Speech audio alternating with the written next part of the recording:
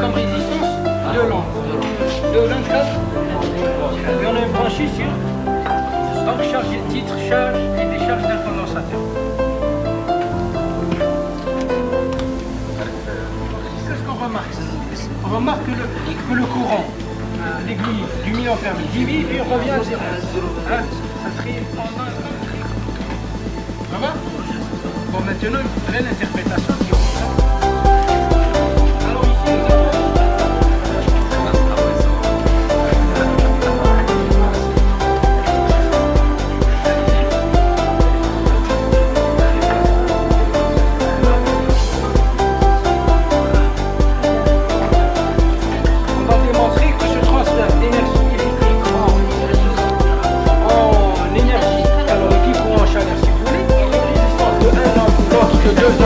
et la troisième de 3 ans, 1 milliampère mètre, un réostat que nous avons qui en fonction de qu'est-ce que vous avez trouvé.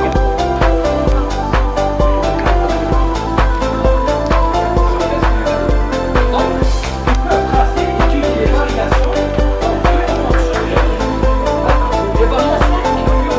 Donc, ça, on va étudier en fonction de R. On fait varier la résistance du calorimètre. D'accord?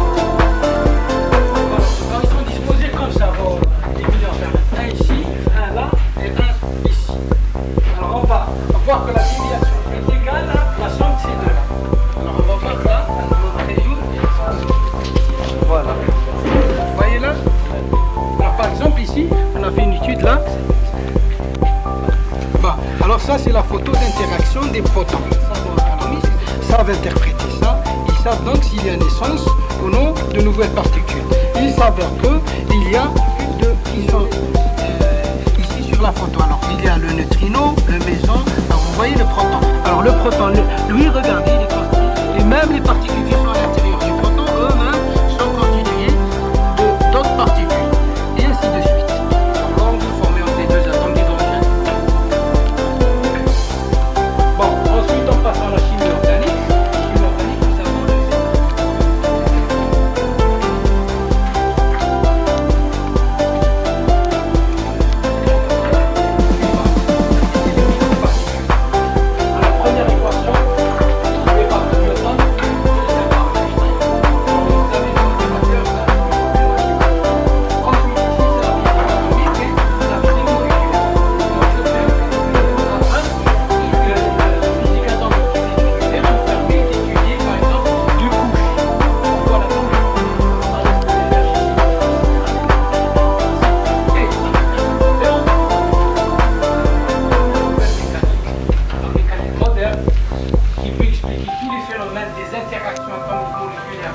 protonique, vous avez un formalisme mathématique, vous avez un autre espace, hein, on étudie ça dans l'espace hilbertien, on appelle l'espace hilbertien, on étudie la Schrödinger, puis l'opérateur d'évolution de la représentation de Schrödinger, et ensuite vous avez ici, c'est un savant physicien allemand, la dernière.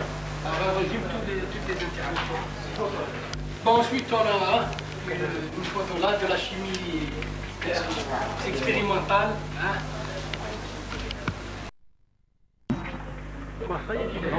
Ah, c'est la loi d'Ohm. La loi d'Ohm, c'est là-bas. La loi d'Ohm. Hein. Donc alors, quel est le montage qu'il faudrait faire là? Hein? Bon, on va dire, d'accord. Alors, qu'est-ce que vous allez étudier? Quelles sont les variations que vous allez étudier?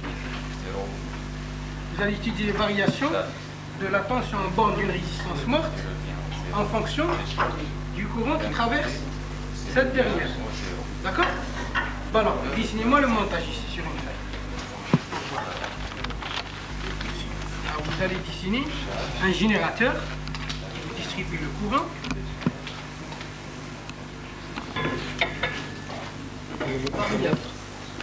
Ensuite, résistance variable milliampère mètre du milliampère mètre. Vous allez avoir votre résistance morte, puis vous fermez votre circuit en série. D'accord? Puis vous prenez aux bornes de la résistance morte, vous prenez un voltmètre. Alors donc, vous allez tracer, vous allez étudier, donc U en fonction de I. Alors vous écrivez U en fonction de I. Alors comment vous allez faire pour faire varier le courant? Ici. D'accord? Alors, branchez votre générateur. Alors, en fermant le circuit, on voit les deux déviations. Variation de 2. Vous voyez là? Alors, variation. Alors, en changeant notre résistance, nous allons voir plusieurs variations.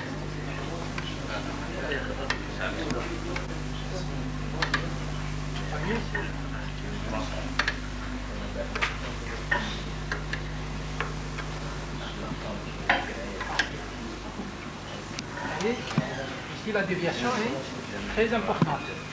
Ça dépasse même de... Donc, il faudrait changer de palier.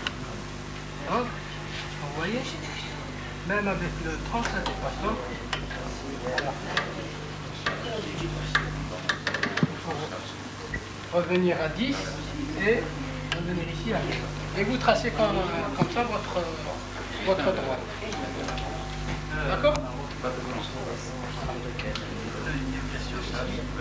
Alors vous prenez le premier point, puis le deuxième, puis les... D'accord? Bon. Ensuite on va passer à la charge et la décharge. Bon alors quel est le dessiner le montage ici? Rapidement. Donc charge et titre, charge et décharge d'un condensateur.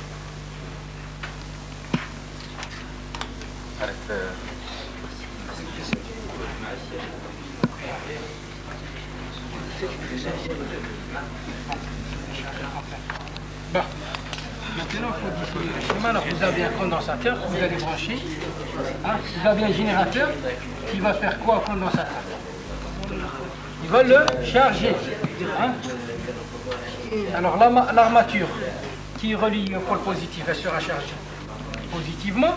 Et l'armature qui est reliée au pôle négatif, elle sera chargée négativement. Bon, alors on peut voir la charge et la décharge d'un courant dans un milliampère. Et on peut la voir aussi dans une lampe. D'accord? Alors c'est ce circuit-là que vous avez fait. Alors maintenant nous avons un commutateur. Tantôt il charge le condensateur, tantôt il le décharge. Alors sur quelle position il va le charger? Comme ça il va le charger ou il va le décharger? Comme ça il va le décharger. Donc il faut le charger comme ça. Alors qu'est-ce qu'on remarque?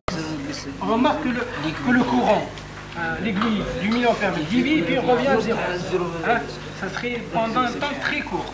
Alors que la différence de potentiel aux bornes du condensateur, elle augmente puis elle reste constante. Ça veut dire que le condensateur est chargé et que la tension borne du condensateur est égale à la valeur qu'on lit sur le voltmètre.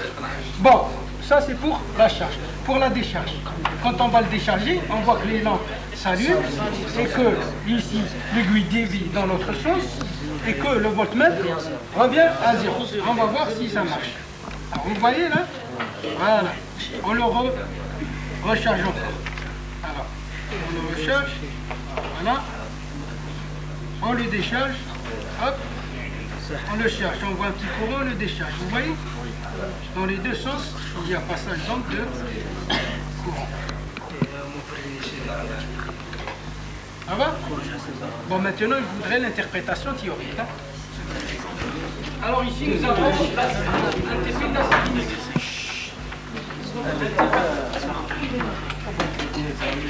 Donc nous avons un TP de cette TP de chimie, c'est quoi? C'est l'acidité. Et alors il consiste à quoi ce TP? Petit silence. Il consiste à quoi ce TP? Alors c'est le dosage acido-basique. Bon, alors on a pris comme solution de référence, qu'est-ce qu'on a pris comme solution de référence? C'est une base, c'est AnaOH.